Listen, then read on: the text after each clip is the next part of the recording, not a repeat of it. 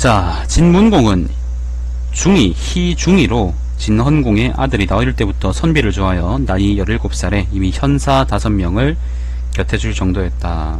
현사라는 건 현명한 선비. 그들은 조최와 문공의 외삼촌인 호언구범과 기타, 가타, 선진, 위무자 등이었다. 중이는 헌공 시절 태자로 있을 때 이미 성년이었다. 헌공이 즉위할 때 중이는 21살이었다. 헌공 13년 여의 때문에 중이는 포성에 주둔하며 진나라를 방어했다. 서쪽 진나라를 방어했다. 포성이 여기였나 보네. 포가 여기고 그 다음에 굴이 여기였나 보네요. 헌공 21년 헌공이 태자 신생을 죽이고 여의가 그를 모함하자 그는 두려워 헌공에게 인사도 하지 않고 포성을 지켰다. 헌공 22년 헌공이 환관 이제 즉 발제를 보내 급히 중이를 주살하라고 명하였다. 중이가 담을 넘어 도주하자 환관은 그를 추격하여 그의 옷소매를 베어갔다. 중이는 정나라로 도주하였다. 정나라는 여기죠.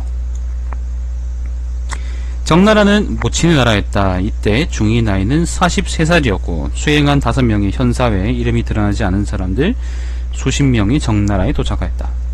정나라는 구여를 토벌하고 두 여자를 얻었다. 구여라는 거는 적족의 일판입니다. 그러니까 그 이민족의 일파죠. 자기들끼리 싸운 겁니다. 장녀는 중이에게 보내져 백조와 수규를 낳았다. 어린 여자는 조최에게 시집을 가서 조순을 낳았다. 중이가 정나라에서 5년 동안 머무르고 있을 때 진나라 헌공이 죽자 이극이 이미 해제와 도자를 시행하고 사람을 보내 중이를 맞아 그를 옹립하려고 했다. 중이는 피살될까 두려워 극구 사양하고 돌아가지 않았다. 오래지 않아 진나라는 그의 아들 그의 아우 이호를 맞아 왕위를 있게 하였으니 그가 바로 해공이었다. 해공 7년 중이를 두려워하여 환관 이제로 하여금 장사들을 데리고 중이를 살해하고자 했다.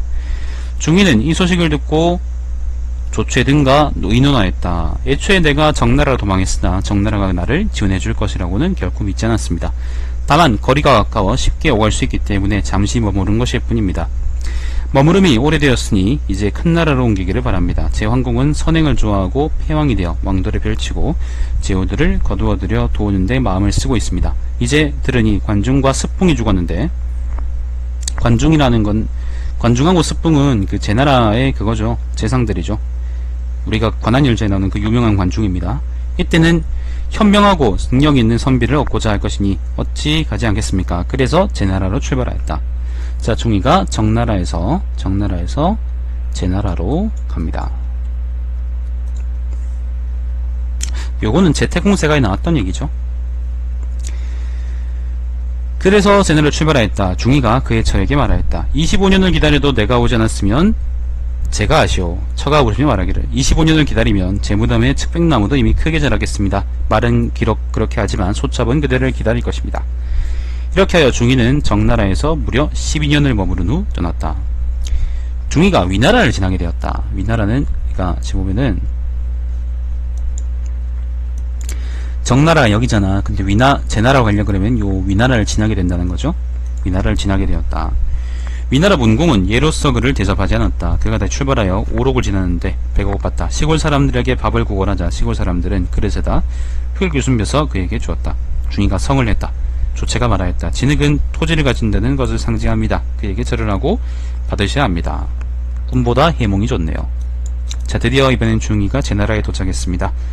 제 황궁은 융성하고 엄중한 예절로 그를 대접하였다. 그리고 그의 친정 여자를 그에게 시집 보내고 말 20승을 주었다. 중이는 이러한 생활에서 안정을 찾았다. 중이가 제 나라에 돌아온 지 2년 만에 환공이 세상을 떠나고 수조 등이 내란을 일으켰다. 제태공세가를 보십시오.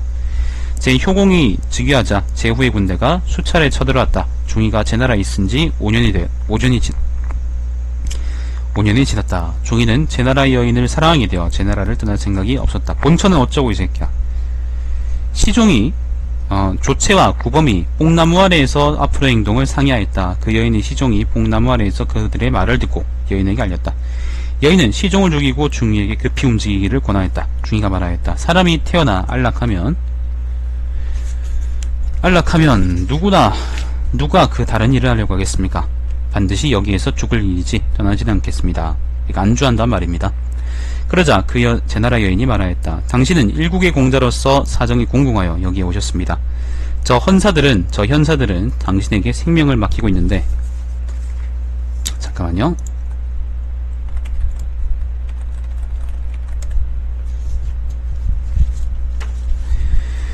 저 현사들은 당신에게 생명을 맡기고 있는데,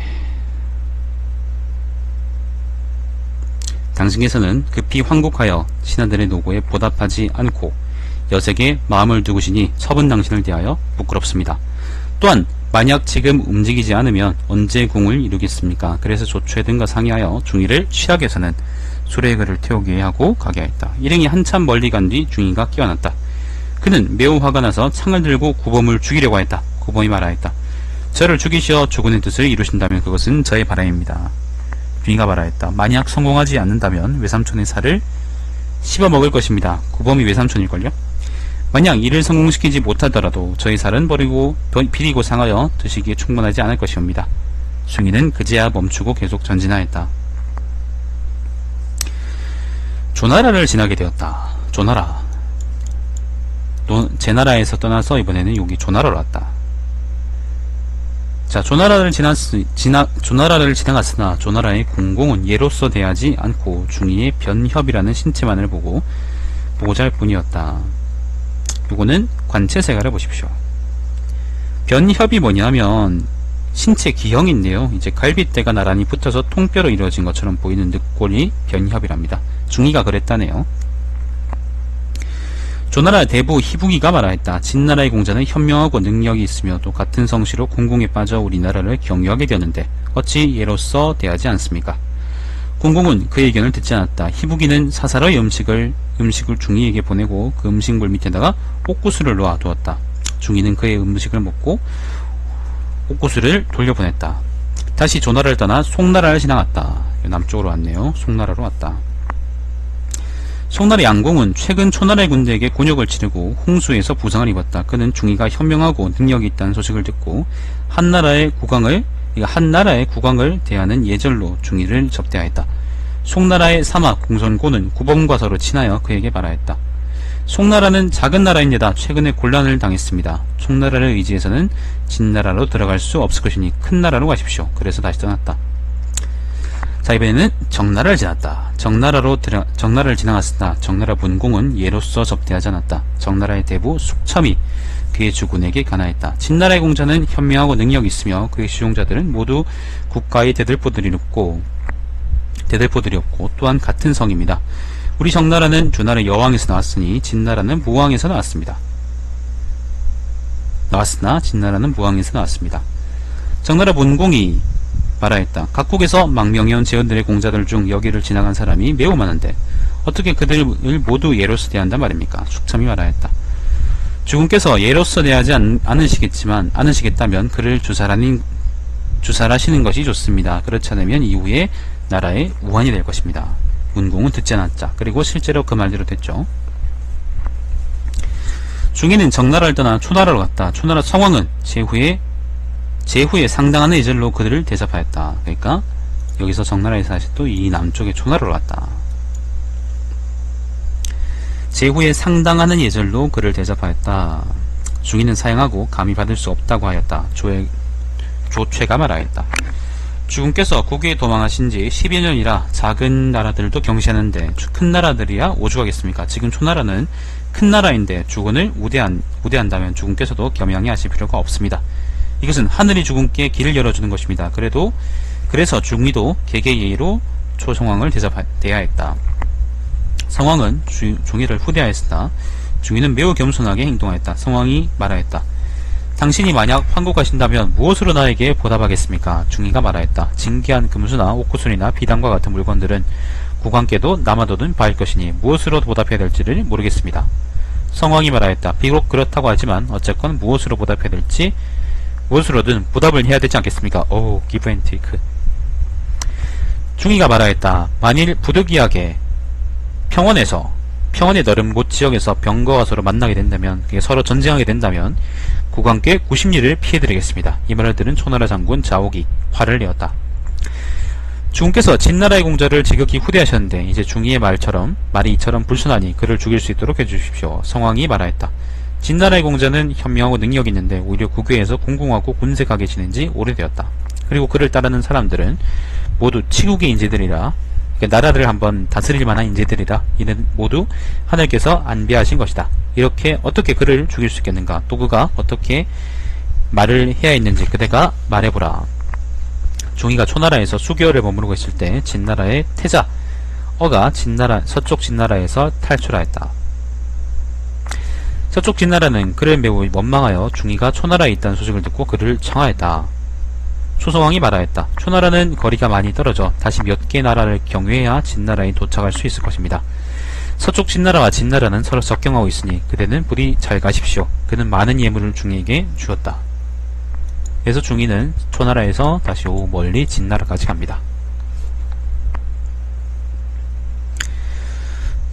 중이가 진나라에 도착하자 진나라 목공은, 서쪽 진나라죠, 친척 여자 5명을 중이의 처로 삼게 하였다. 원래 태자 어의 전처도 여기 있었다. 중이는 받아들이지 않으려고 했었다. 사공 계자가 말하였다. 그의 나라도 정벌하고자 하는데 하물며 그의 전처이겠습니까? 받아들여 진나라와 친분을 맺고 환국하셔야 할 터인데 중께서는 어찌 소소한 예절에 구속되어 큰 치욕을 잊으시겠습니까? 그래서 중이는 받아들이기로 하였다. 목공은 크게 기뻐하여 중이와 함께 술을 마셨다. 조체가 서묘 시를 낭송하였다. 서묘는 식용 소화편에 있는 시랍니다. 행력, 그러니까 집 떠나서 고생하는 걸 마치고 이제 집으로 돌아가는 걸 의미한답니다. 목공이 말하였다. 그대가 황급히 환국하고 싶어하는 마음을 알겠습니다. 조체가 중이와 함께 좌석을 떠나면서 재배하며 말하였다. 절하면서 말하였다. 떠돌아다닌 외로운 신하가 군왕을 숭앙함이 마치 온갖 곡식이 때맞게 내리는 비를 바라는 것과 같습니다. 이때가 진해공 14년 가을이었다. 해공은 9월에 세상을 떠나고 태자어가 뒤를 이었다. 11월 해공을 안장하였다. 12월 진나라의 대부 난자와 그 꼭등이 중이가 서쪽 진나라에 있다는 소문을 듣고 암암리에 와서 중이와 조체에게 환국하기를 권하였으며 내응하는 사람이 매우 많았다. 이때 진목공이 중이에게 파병하여 환국을 지원하였다. 진나라는 서쪽 진나라의 군대가 온다는 소식을 듣고 군대를 일으켜 그들에게 대항하였다. 그러나 모든 백성들은 공자 중이가 돌아온다는 것을 암암리에 알고 있었다. 다만 해공의 예시나 여성과 극예와 같은 사람들은 중이를 옹립하려 하지 않았다. 이로써 중이는 망명한 지 19년 만에 귀국하였는데 이때 그의 나이는 62살이었다. 진나라의 대부분 백성이 그에게 기울어져 있었다. 여기까지가 중이 천리행 얘기